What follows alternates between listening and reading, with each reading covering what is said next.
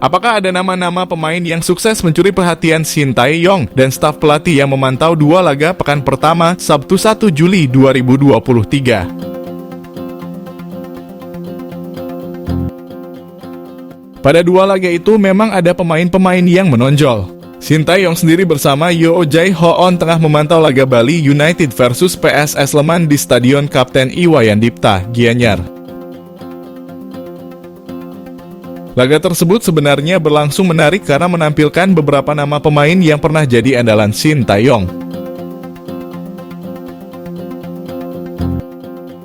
Salah satunya adalah Irfan Jaya yang pernah jadi tulang punggung timnas Indonesia pada Piala AFF. Namun bisa jadi nama Ricky Chawor yang menjadi sosok yang paling disorot oleh pelatih asal Korea Selatan sore itu. Pasalnya, Ricky jadi penentu kemenangan PSS Sleman dengan tembakan dari tengah lapangan melampaui Adilson Maringa. Penampilan penyerang pengganti PSS Sleman, Hoki Caraka, tentu juga menarik perhatian. Apalagi Hoki juga sempat membela timnas U20 Indonesia di bawah asuhan Shin Tae-yong pada Piala Asia U20 2023. Staf pelatih timnas Indonesia yang lain juga tengah sibuk memantau laga kedua Liga 1 antara Persis Solo versus Persebaya Surabaya di Stadion Manahan, Solo. Nova Arianto ditugaskan untuk memantau pertandingan tersebut jika dilihat dari postingan Instastory di akun Instagram pribadinya. Laga tersebut berlangsung menarik sekaligus mendapatkan banyak calon-calon bintang timnas Indonesia berikutnya. Nama pertama tentu adalah Ramadan Sananta yang tampil cemerlang untuk Persis Solo. Sananta mencetak 1 gol pada malam itu yang sempat membawa Laskar Sambernyawa unggul. Ramadan Sananta sendiri pernah merasakan tangan dingin Shin Tae-yong saat masuk skuad timnas Indonesia senior pada Piala AFF. Ramadan Sananta juga jadi salah satu pahlawan timnas U22 Indonesia saat meraih medali emas SEA Games 2023.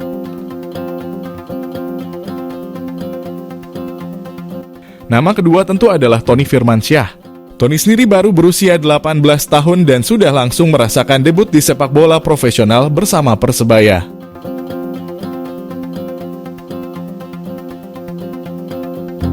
Tony Firmansyah jadi penerus tongkat estafet produk hebat pembinaan Persebaya Surabaya setelah Marcelino Ferdinand yang hijrah ke Belgia. Tony Firmansyah tampil cemerlang pada laga malam tersebut bersama Persebaya. Ia berperan dalam gol kemenangan Persebaya pada menit ke-83 yang berakhir dengan gol bunuh diri. Tony Firmansyah sendiri masih belum merasakan debut bersama timnas Indonesia baik di level senior dan U23. Ia bisa masuk dalam skuad timnas U23 Indonesia yang bertanding pada 3 ajang penting tahun ini, yaitu Piala AFF U20 2023, Kualifikasi Piala Asia U23 2024, dan Asian Games 2022.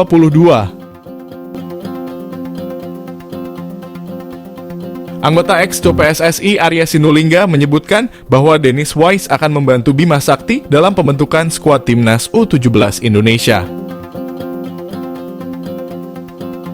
Dennis bukan merupakan sosok yang sudah lama bekerja untuk memantau pemain muda Indonesia. Pasalnya dia merupakan direktur teknik di Garuda Select. Beberapa pemain potensial di Indonesia juga merupakan jebolan ajang tersebut. Di antaranya adalah Hoki Caraka, Bagas Kaffa, dan Hernando Ari.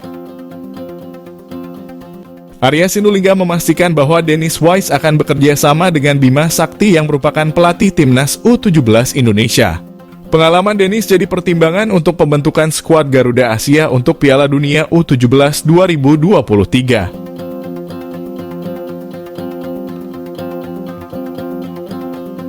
Legenda Chelsea tersebut akan turun tangan dalam seleksi pemain skuad Garuda Asia. Tidak hanya Dennis, dua sosok lain yakni Shin Tae-yong dan Indra Syafri juga akan diberikan tugas yang sama. Nantinya mereka akan melakukan seleksi di beberapa daerah di Indonesia. Menariknya, Arya menjelaskan bahwa masyarakat bisa ikut berpartisipasi di program seleksi tersebut, yakni dengan mengirimkan video pemain muda potensial di Indonesia. Video tersebut nantinya menjadi bahan seleksi dari pelatih skuad Garuda Asia. Setelah semua rangkaian dijalankan, proses seleksi ini berakhir pada bulan September. Setelah itu, semua pemain yang terpilih akan menjalani pemusatan latihan di Eropa dan menjalani beberapa laga uji coba.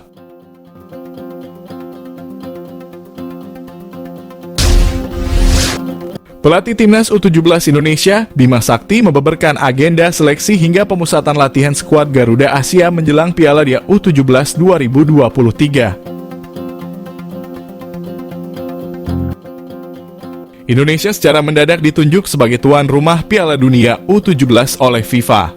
Setelah penunjukan tersebut, baik PSSI maupun pemerintah langsung bekerja cepat demi menjadi tuan rumah yang baik. Termasuk upaya mempersiapkan Timnas U17 Indonesia pun direncanakan berlangsung dengan rapi. Harapannya nanti Timnas U17 Indonesia tak hanya tampil sebagai tuan rumah dalam ajang yang bakal berlangsung pada 10 November hingga 2 Desember tersebut. PSSI berharap Timnas U17 Indonesia nantinya bisa bersaing dengan tim-tim hebat yang menjadi peserta turnamen.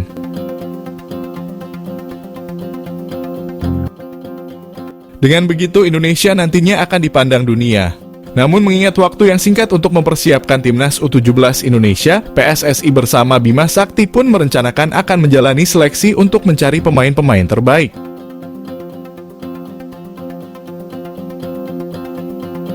Ketua Umum PSSI Erick Thohir sebelumnya telah mengungkapkan pihaknya akan melakukan seleksi di 9 kota.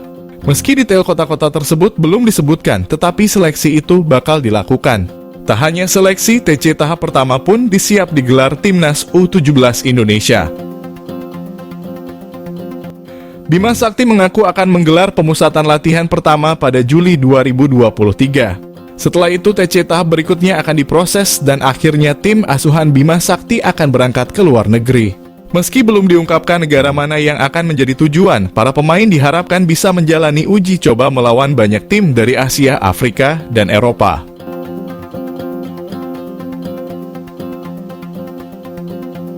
Bima membeberkan untuk agenda TC ini telah direncanakan, tinggal dieksekusi. Setelah memastikan agenda TC Timnas U17, Bima pun tak lupa berterima kasih kepada Ketum PSSI yang masih mempercayainya menukangi skuad Garuda Asia.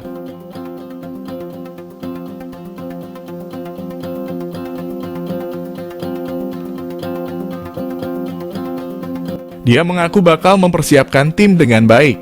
Nantinya tim Merah Putih diharapkan bisa tampil maksimal di setiap pertandingan. Meski waktu persiapan Timnas tak banyak, Bima mengaku ingin bisa menjawab kepercayaan Erick Thohir.